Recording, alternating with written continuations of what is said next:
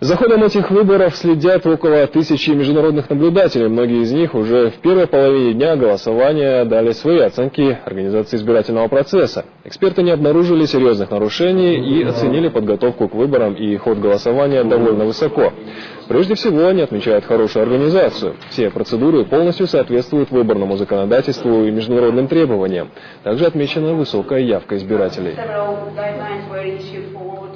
Явно, что посещаемость, присутствие довольно хорошее с самого утра.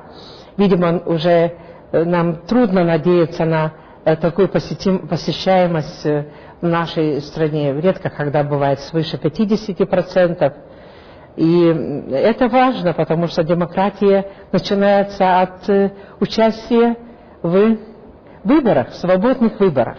Люди приходят, получают бюллетень и идут по одному, не замечали никаких там сопровождений или консультаций во время уже самого момента выборов.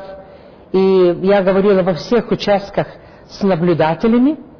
Наблюдателей, как правило, было от 4 или больше организаций, в частности от 2-3 партий. Можно сказать, что они разными глазами смотрели на этот процесс, и никто из них не заявил, что были замечены какие-то нарушения. Я очень впечатлен, в особенности работы избирательных комиссий. Они очень хорошо подготовлены. И главные голосующие знают закон, свои права, и нет никаких проблем. Видно, что им все разъяснили до выборов, и это очень важно. Именно поэтому все проходит без суеты.